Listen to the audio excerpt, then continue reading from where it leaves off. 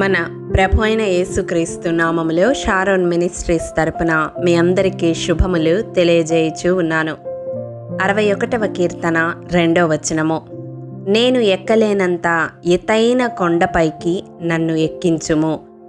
ప్రియ దైవజనమా, కీర్తనాకారుడు ఎత్తైన కొండపైకి తనను ఎక్కించమని దేవుణ్ణి ప్రార్థిస్తూ ఉన్నాడు.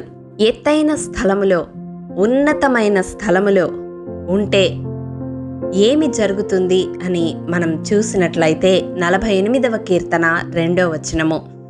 ఉత్తర దిక్కున మహారాజు పట్టణమైన సియోను పర్వతము రమ్యమైన ఎత్తుగల చోట నుంచబడి సర్వభూమికి సంతోషకరముగా ఉన్నది.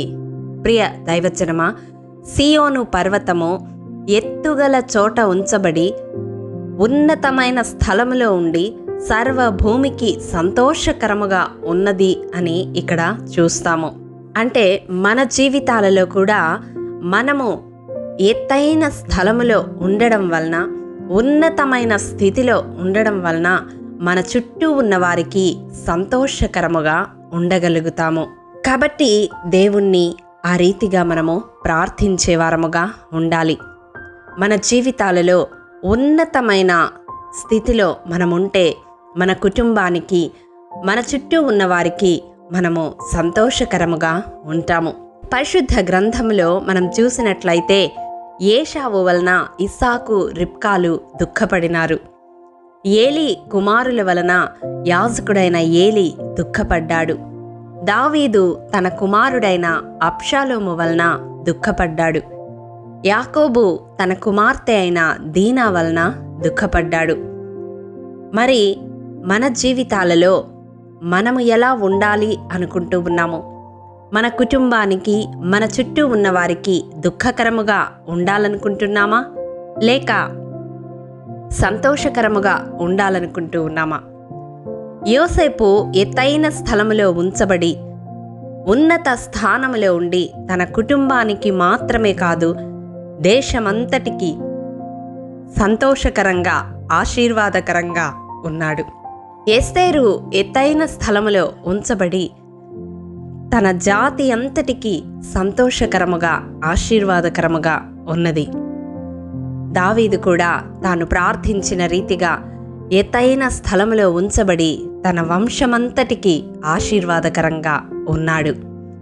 ఈ వాక్యము వింటున్న ప్రియ సహోదరుడా, సహోదరి, నీ ప్రార్థన ఎలా ఉన్నది? నీవు ఏ స్థితిలో ఉన్నావు? ఒకవేళ నీవు ఒక యవనస్తుడవు లేదా యవనస్తురాలవైతే నీవు నీ చుట్టూ ఉన్నవారికి, నీ కుటుంబస్తులకు సంతోషకరంగా ఉన్నావా, దుఃఖకరంగా ఉన్నావా? నీ స్థితి వారి జీవితాల్లో సంతోషాన్ని కలిగిస్తుందా, దుఃఖాన్ని కలిగిస్తూ ఉందా? సామెతల గ్రంథం 23వ అధ్యాయం 24వ వచనం ప్రకారం నీతిమంతుని తండ్రికి అధిక సంతోషము కలుగును అని చూస్తాము. ప్రభు అయిన యేసుక్రీస్తు ద్వారా నీతిమంతులుగా తీర్చబడిన మన వలన మన పరమ తండ్రికి సంతోషము కలగాలి. అలాగే మనల్ని కనిన తల్లిదండ్రులకు సంతోషము కలగాలి. మరి ఈ లోకపరంగా మన జీవితము, ఆత్మీయంగా మన జీవితము ఎలా ఉన్నాయి? ఉన్నతమైన స్థితిలోనికి ఎదిగే వారముగా మనమున్నామా? అందుకొరకు ప్రయాసపడుతూ ఉన్నామా? లేక దేవుడు మనకిచ్చిన సమయాన్ని వ్యర్థము చేసుకుంటూ మన జీవితాన్ని అధోగతి పాలు చేసుకుంటూ ఉన్నామా? ఈ దినం ఒక్కసారి పరిశీలించుకుందాము. మన వలన మన చుట్టూ ఉన్నవారు సంతోషిస్తూ ఉన్నారా, లేక మనోదుఖానికి గురవుతూ ఉన్నారా? ఈ వాక్యము వింటున్న ప్రియ సహోదరుడా, సహోదరి, నీ జీవితం ఎలా ఉన్నది? ఉన్నతమైన స్థితికి ఎదగాలని, ఎత్తైన స్థలములో నీవు నిలపబడాలని దేవుని సన్నిధిలో విజ్ఞాపన చేస్తూ ఉన్నావా? నీ వారికి సంతోషకరముగా నీ జీవితం ఉన్నదా? లేకపోతే ఈ దినమే అటు రీతిగా దేవుని సన్నిధిలో విజ్ఞాపన చేయమని ప్రభు పేరట మనవి చేస్తా ఉన్నాను. ప్రార్థిస్తే తప్పక దేవుడు అటి కార్యము నీ జీవితంలో చేయగలడు. 18వ కీర్తన 33వ వచనము. ఎత్తైన స్థలముల మీద నన్ను నిలుపుచున్నాడు. ఈ వాగ్దానము ఈ వాక్యము వింటున్న ప్రతి ఒక్కరూ నేను స్వతంత్రించుకుందముగాక. ఆమేన్. ప్రేమ నమ్మకము కలిగిన మా ప్రియ పరలోకపు తండ్రి, మీ పరిశుద్ధ పాదములకు వందనములు దేవా. విత్తబడిన వాక్యమును ప్రతి హృదయములో నూరంతలుగా ఫలింపచేయండి. మా జీవితములలో శారీరకముగా, ఆత్మీయముగా ఎత్తైన స్థలములకు, ఉన్నత స్థలములకు మమ్మలను నడిపించమని, మేమెక్కలేనంత ఎత్తైన కొండ మీదకి మమ్మల్ని ఎక్కించమని, ఉన్నతమైన అనుభవములోనికి మమ్మల్ని నడిపించి మా జీవితాలను అనేకులకు సంతోష కారణముగా మలచమని ప్రభు అయిన యేసు ప్రశస్త నామం పేరట అడిగి పొందుకొని ఉన్నాము తండ్రి. ఆమేన్. ప్రియ దైవజనమా, అనుదినము షారోన్ మన్నా ద్వారా అడగబడుచున్న బైబిల్ క్విజ్ ప్రశ్నలకు సమాధానములు ప్రతి నెల మొదటి వారము కామెంట్ బాక్స్లో పోస్ట్ చేయబడతాయి.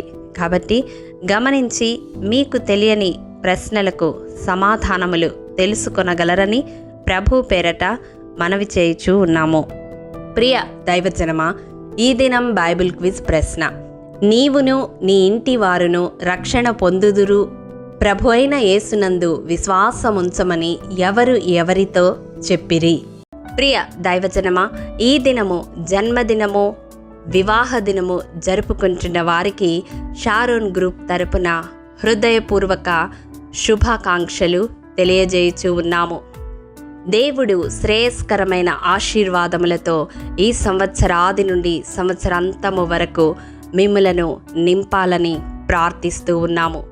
ఆమేన్.